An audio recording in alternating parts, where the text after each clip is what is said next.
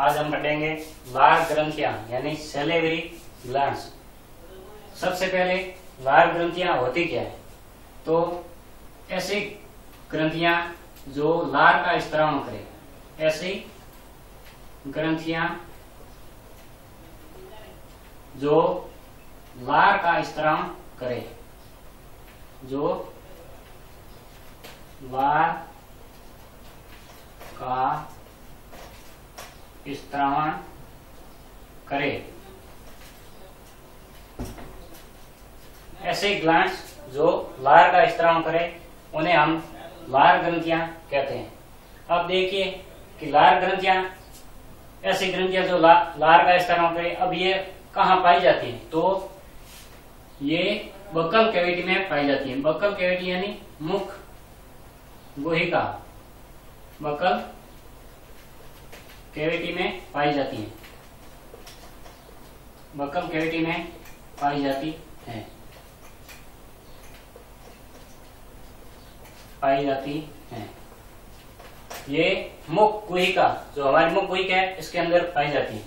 अब ये लार ग्रंथियां नलिका युक्त होती है, नलिका युक्त होती हैं। इनका जो स्त्राव होता है उसे हम कहते हैं लार। स्त्रावण को लार कहते हैं, स्त्रावण को लार कहते हैं। क्या कहते हैं? लार कहते हैं, लार कहते हैं। तथा ये अपने स्त्राव को रक्त के बाहर स्त्रावित करती हैं, यानी स्त्राव को रक्त के बाहर, स्त्राव को रक्त के बाहर छोड़ती हैं।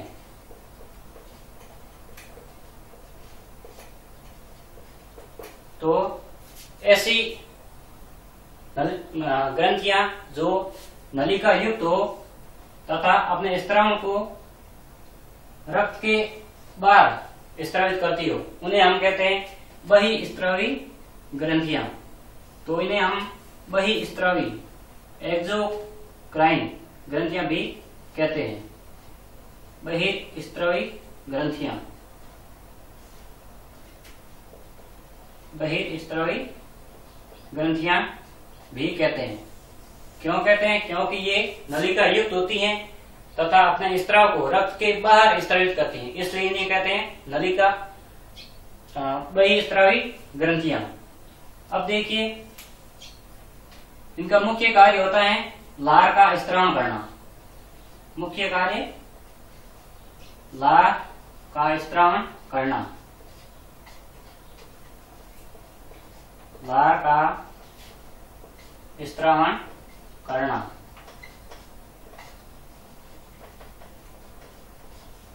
तो ऐसी ग्रंथियां जो लार का स्त्रावण करे उन्हें कहते हैं लार ग्रंथियां।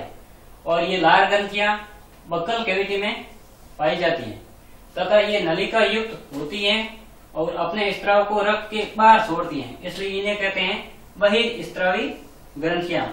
इनका मुख्य कार्य होता है लार का स्त्रावण करना।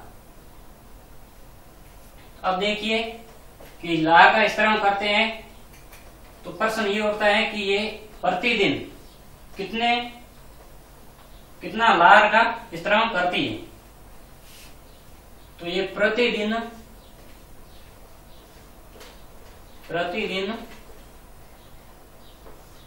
1 से 1.5 लीटर लार का स्त्रावण करती हैं।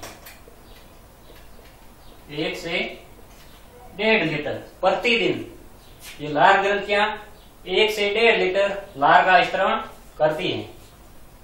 उसके बाद हम पढ़ते हैं कि इन लार का स्त्रावण को नियंत्रित कौन करता है? तो लार का स्त्रावण का नियंत्रण तंत्रिका तंत्र, स्त्रावण का नियंत्रण तंत्रिका तंत्र करती है।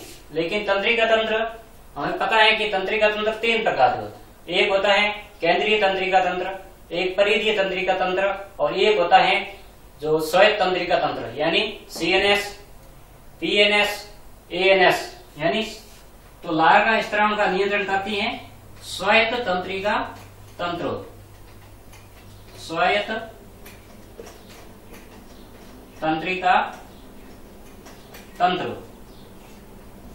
लार के स्त्राव का नियंत्रण करती है स्वायत्त तंत्रिका तंत्र, जिसे कैसे ANS कहते हैं। अब ये स्वायत्त तंत्रिका तंत्र भी 2 प्रकार का होता है। एक होता है परानुकंपी तंत्रिका तंत्र, परानुकंपी, और एक होता है अनुकंपी,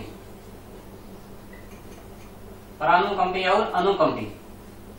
तो ये परानुकंपी जो तंत्रिका तंत्र होता है ये लार के स्त्राव को प्रेरित करता है, और जो अनुकंपी तंत्रिका तंत्र होता है ये लार के स्त्राव को रोकता है। इसलिए स्वायत्त तंत्रिका तंत्र होता है वो लार के स्त्राव को नियंत्रित करता है।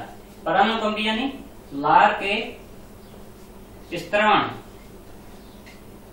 को प्रेरित करना, ये प्रेरित करता है और ये लार के स्त्राव को रोकता है। लार के स्त्राव को रोकता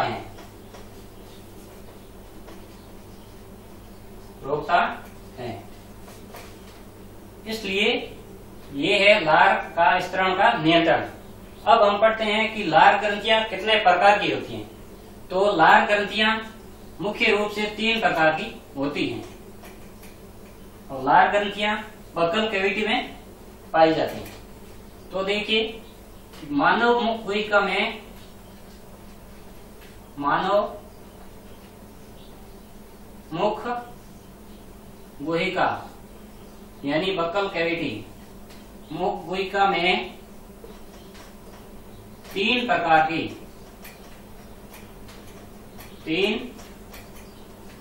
की लार ग्रंथियां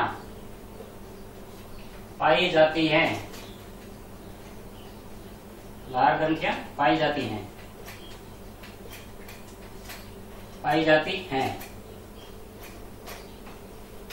कहाँ पाई जाती है? मुख गुहिका में। कितने प्रकार की? तो 3 प्रकार की।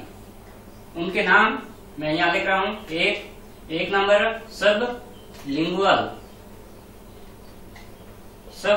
Lingual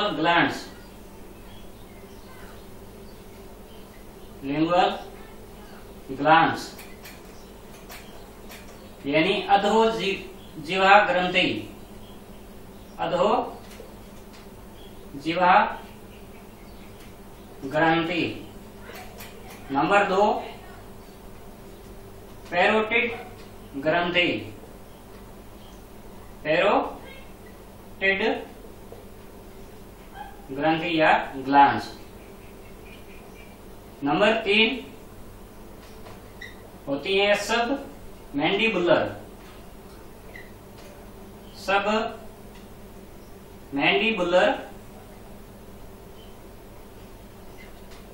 glands. तो ये मैंने डायग्राम बनाया रखा है यहाँ सैलिवरी ग्लैंड्स यानी लार ग्रंथियों का।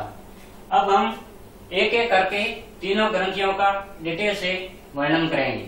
तो सबसे पहले हम पढ़ेंगे सब लिंगुअल यानी अधोजिह्वा ग्रंथि। तो अब जो अधोजिह्वा ग्रंथि हैं, नाम से पता चलता है कि अधो यानी नीचे और जिह्वा यानी जीभ। तो ये ग्रंथि कहाँ पाई जाती है? तो जीभ के नीचे। तो ये जीभ के नीचे पाई जाती हैं। जीभ के नीचे पाई जाती हैं।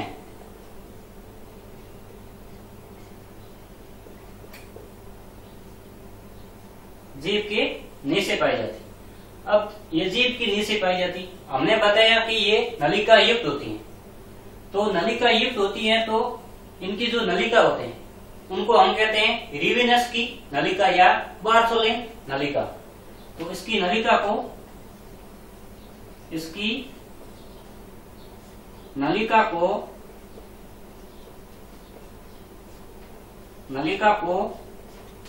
हम रिवेनस की नलिका, रिवेनस या बार्थोलिन की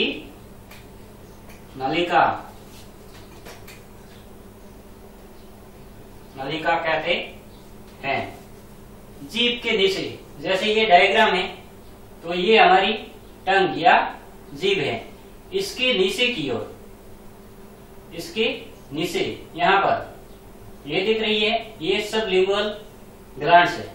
इसकी जो नलिका होती है, इसकी नलिका को कहते हैं हम रिवेनस की नलिका। अब ये अपने रक्त को नहीं, अपने स्त्राव को रक्त के बाहर छोड़ती है। बाहर इनके खुलने का स्थान कहाँ है? तो देखिए ये नलिका है, ये ग्रंथियां जीभ के नीचे, जीभ के नीचे अगले सिरे पर खुलती हैं, अगले सिरे पर खुलती हैं। तो ये देखिए, ये है सबलिंगुअल ग्लैंड्स और इसकी नलिका को कहते हैं हम रिवेनस की नलिका। और ये जीभ के नीचे होती हैं और अपने स्त्राव को यहाँ जीभ के नीचे अगले सिरे, ये अगला सिरा है, इसके नीचे की ओर खुलती है। और ये जो अधोजीवा ग्रंथि हैं, ये लार ग्रंथियों में सबसे छोटी ग्रंथि है। तो लिखिए कि सबसे छोटी लार ग्रंथि, सबसे छोटी लार ग्रंथि, सबसे छोटी लार ग्रंथि। अब पूछे आपको सबसे छोटी लार ग्रंथि का नाम, तो ये होती है अधोजीवा ग्रंथि। कहाँ पाई जाती है? तो नाम से अधोजीवा यानी जीभ के नीचे, और इसकी नलिका को कहते हैं हम रिवेनस की नलिका। और ये खुलती कहाँ है? तो जीभ के नीचे अगले सिरे की ओर खुलती हैं। इसके बाद हम बात करते हैं पैरोटिड ग्लैंड्स यानी पैरोटिड ग्रंथि। नंबर दो पैरोटिड ग्रंथि या पैरोटिड ग्लैंड्स। अब देखिए ये कहां पर पाई जाती है? तो पैरोटिड ग्लैंड्स, आप यहां देखिए, ये हमारा कान है और इसके नीचे की ओर ये पैरोटिड ग्लैंड्स पाई जाती हैं। तो पैरोटिड ग्लैंड्स कर्ण के नीचे, कर्ण के नीचे पाई जाती हैं। कहां पाई जाती है? कर्ण के नीचे पाई जाती हैं। अब देखिए, जिस प्रकार से सबलिंगुअल जो ग्लैंड से उसकी नलिका को हमने कहा रिवेनस की नलिका, तो इसकी नलिका को कहते हैं हम स्टेनसन नलिका। पैरोटिड ग्लैंड्स की नलिका को कहते हैं स्टेनसन नलिका। तो इसकी नलिका को, इसकी नलिका को स्टेनसन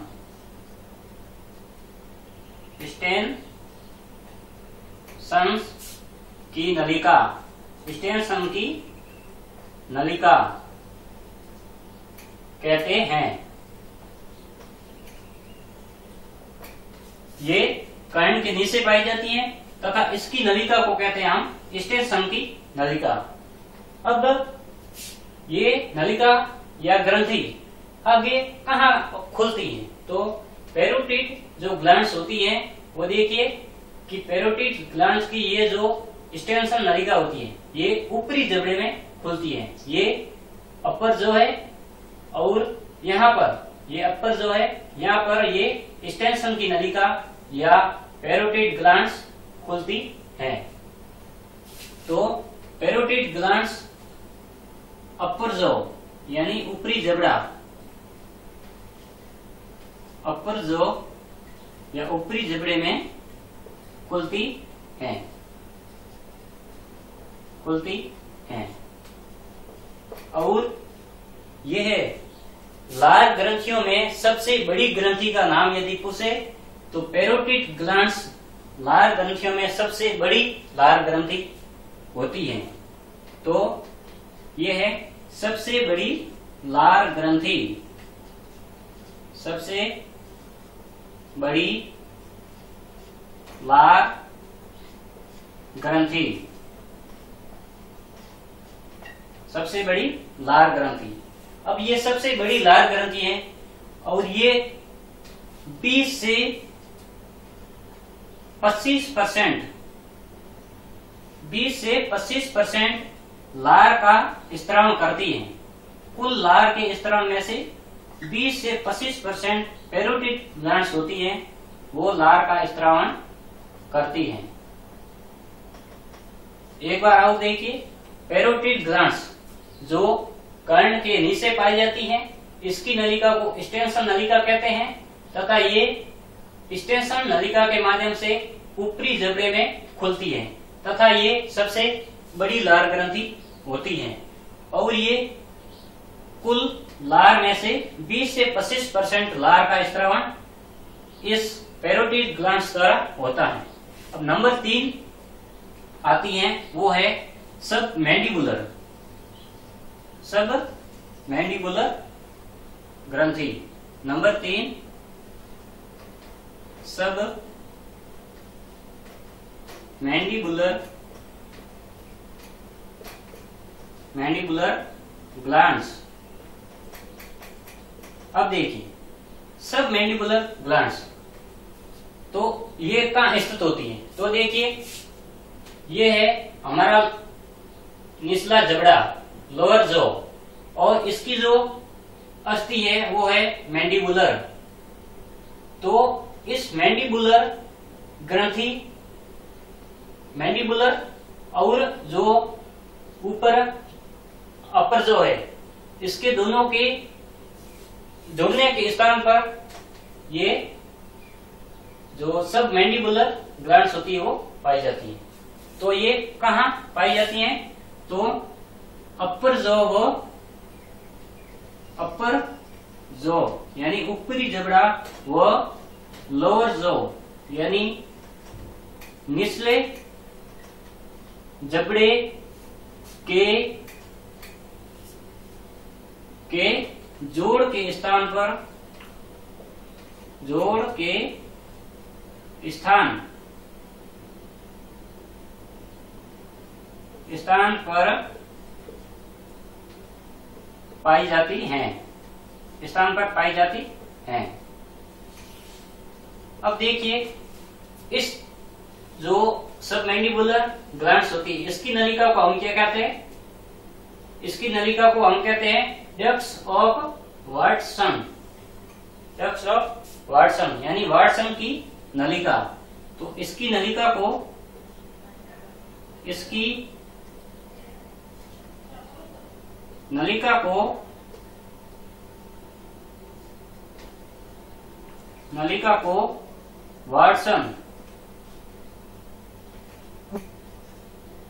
वाटसन की नलिका कहते हैं, नलिका कहते हैं। इसकी नलिका को वाटसन की नलिका कहते हैं। ऊपरी जबड़े व निचले जबड़े के जोड़ के स्थान पर पाई जाती हैं। अब ये खुलती कहाँ है? तो जो सब मैंडिबुलर होती हैं वो लोअर जॉ के जो इंसिजर्स जो सबसे आगे की ओर जो दांत होते हैं उसको कहते हैं इंसिजर यानी कृतनक दांत, उसके पीछे की ओर खुलती हैं। तो ये सब मैंडिबुलर दिख रही है आपको। और इसकी जो नलिका है इसको कहते हैं हम वाटसन की नलिका। और ये इंसिजर दांत है इसके पीछे की ओर खुलती है। तो ये लोअर जॉ के इंसिजर्स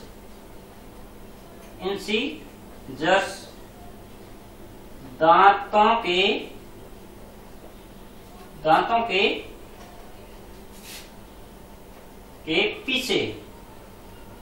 पीछे खुलती हैं। और ये जो सब मैंडिबुलर ग्लैंड्स हैं ये मध्यम आकार की ग्रंथि होती हैं। ये मध्यम आकार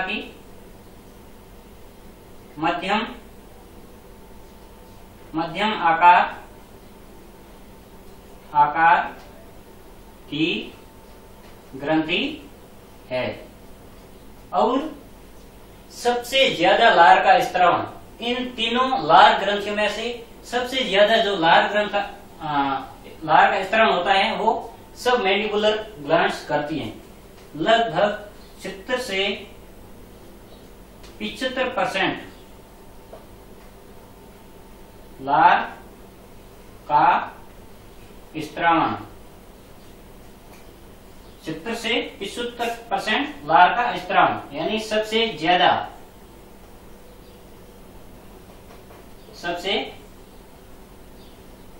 ज्यादा तो ये हो गई हमारी तीनों ग्रंथियां, तीनों लार ग्रंथियां। अब देखिए एक बार इस चित्र को वापस देख लेते हैं कि सबसे पहले थी सबलिंगुअल ग्लैंड्स जो जीभ के नीचे पाई जाती थी। इसकी ग्लैंड्स को, इसकी जो नलिका थी इसको हम कहते थे डक्ट्स ऑफ रिविनस। और ये जीभ के नीचे अगले सिरे पर खुलती थी। ठीक है। अब दूसरे नंबर की थी जो पैरोटिड ग्लैंड्स थी, ये कर्ण के नीचे पाई जाती थी।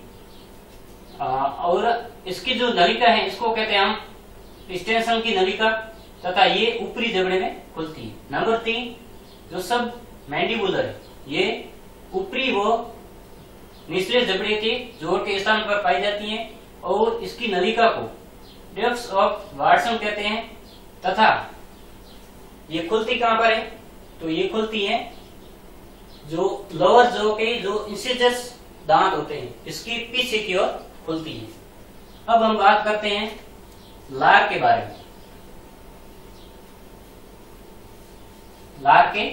बारे में। लार यानी सैलाइवा। लार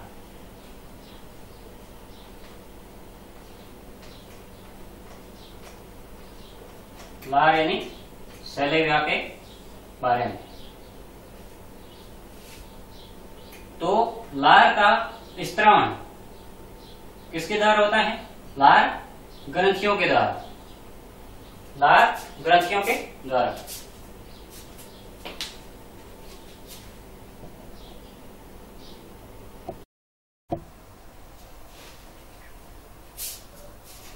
लार यानी सलाइवा। लार का स्त्रावण लार ग्रंथियों द्वारा। लार का स्त्रावण लार ग्रंथियों द्वारा।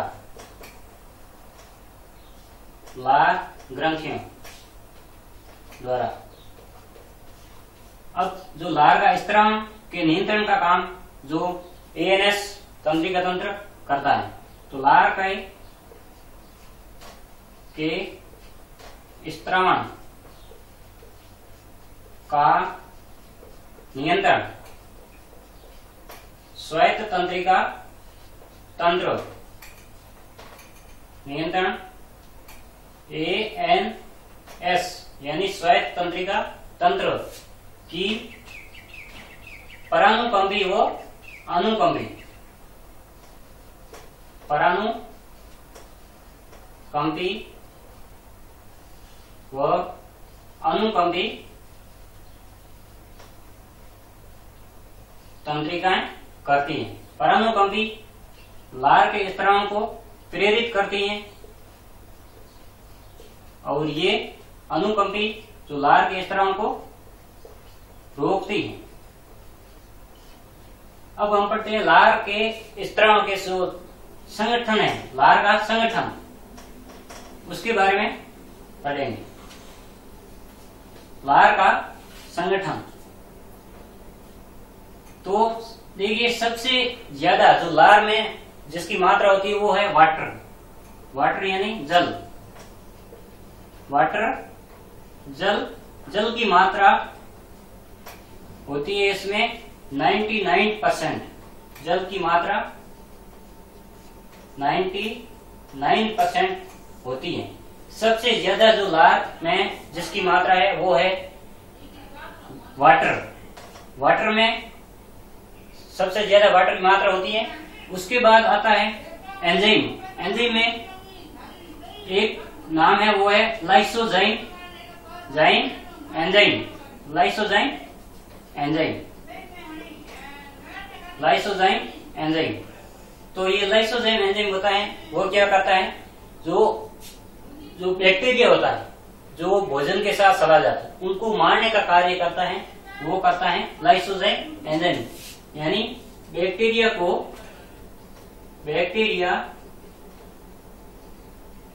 मारने का कार्य, बैक्टीरिया को मारने का कार्य कौन करता है, लाइसोजाइम एंजाइम। इसलिए ये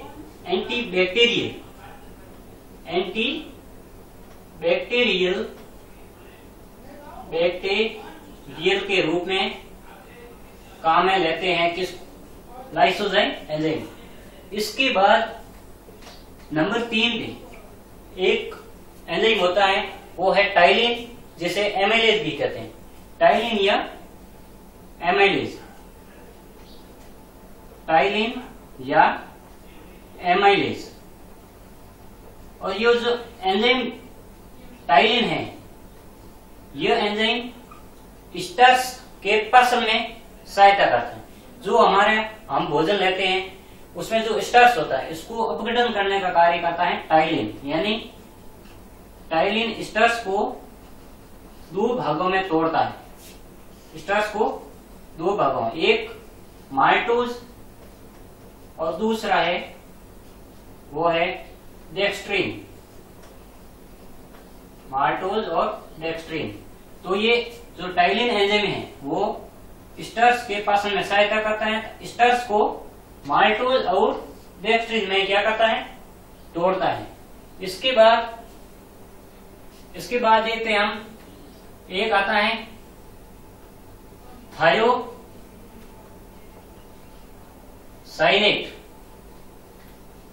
थायोसाइनेट व लैक्टोफेक्सरिन। ये भी दोनों एंटीबैक्टीरियल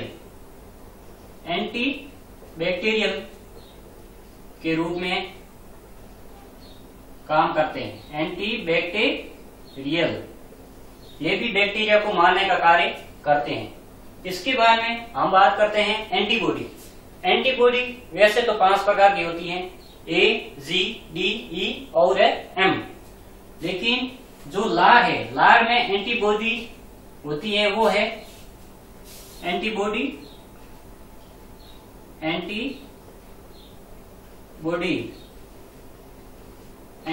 वो है IgA प्रकार।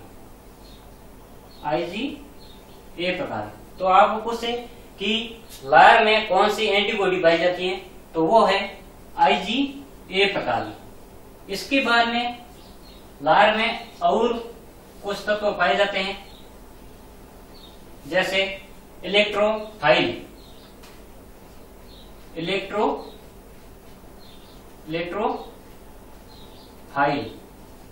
उसमें जैसे sodium ion, potassium ion, calcium ion ऐसे पाए जाते हैं।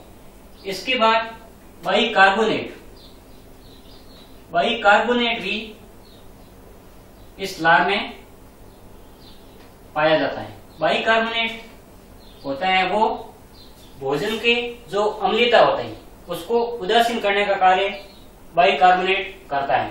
तो भोजन की अम्लता को उदासीन बनाता है, कि अम्लता को उदासीन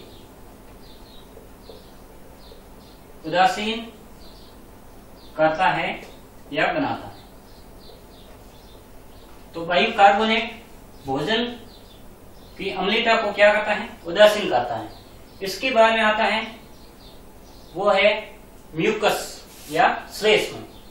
तो जो म्यूकस होता है वो दो घटकों से मिलकर बना होता है। एक है पॉलीसेकेराइड और दूसरा है ग्लाइकोप्रोटीन। तो बात करते हैं म्यूकस या श्लेष्म। तो श्लेष्म होता है वो दो घटकों से, एक पॉलीसेकेराइड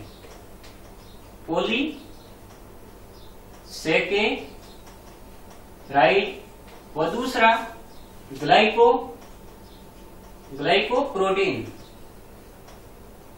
प्रोटीन से मिलकर बनता है। अब ये श्लेष्म लार में क्या भूमिका निभाता है, तो ये श्लेष्म होता है जो हमारी बक्कल कैविटी की जो कोमलता है उसकी परत को सुरक्षित रखने का कार्य करता है श्लेष्म। यानी बक्कल कैविटी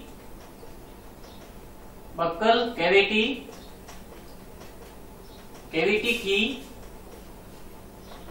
कोमलता की परत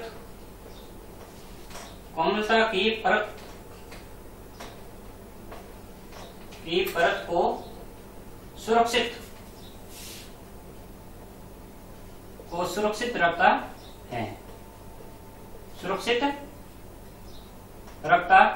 है। इसके बाद हम बात करते हैं कि लार के क्या क्या कार्य होते हैं। तो लार के कार्य में सबसे पहले हमने देखा कि जो लार के कार्य अब देखिए, कार्य में सबसे पहला ये क्या करता है, एंटीबैक्टीरियल के रूप में कार्य करता है। जो एंजाइम था लाइसोजाइम एंजाइम, तो वो लाइसोजाइम एंजाइम बैक्टीरिया को मारने का कार्य करता है। इसी प्रकार से थायोसाइनेट और जो एंटी बैक्टीरियल के रूप में कार्य करता है। नंबर 2, पाचन में मदद करता है। पाचन में मदद करता है। अब पाचन में मदद कैसे करता है, तो जो टाइलिन एंजाइम था वो स्टार्च को अपघटित करता है, इसलिए ये लार पाचन में मदद करता है। नंबर 3, निगलने में, भोजन के निगलने में भी मदद करता है। निगलने में कैसे, तो ये लार होती है जब भोजन के साथ मिल जाती है तो भोजन चिपचिपा हो जाता है या उसको क्या सिकना हो जाता है, जैसे उसको निगलने में आसान होता है। तो तीसरा निगलने में स्वतः होता है वो है मुंह के जो पीएच मान होता है उस पीएच मान को क्या करता है, मेंटेन करता है। तो ये पीएच के मान को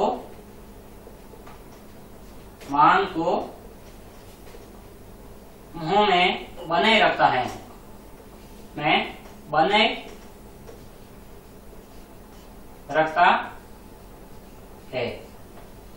बनाए रखता है। ये हो गए इसके कार्य। इसके बाद अब बात करते हैं कि लार किस प्रकृति का होता है? इसकी प्रकृति होती है अम्लीय। लार की प्रकृति अम्लीय होती है, की प्रकृति अम्लीय। अब अम्लीय कैसे? तो इसके जो पीएच मान होता है अम्लीय, इसका पीएच मान होता है वो 100.8 होता है, यानी 7 से कम होता है, इसलिए इसकी प्रकृति होती है अम्लीय। पीएच मान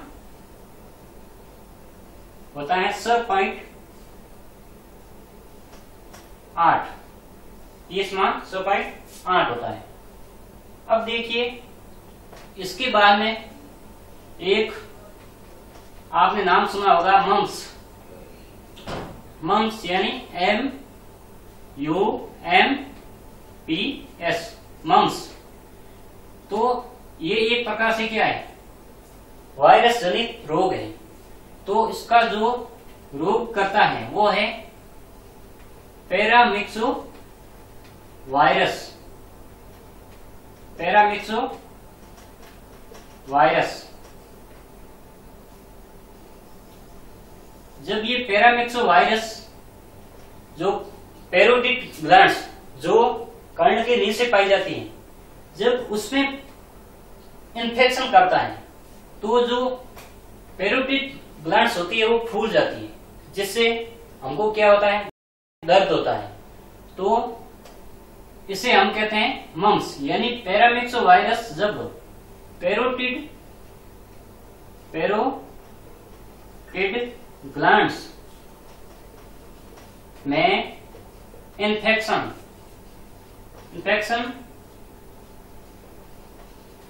करता है तो ग्रंथि फूल जाती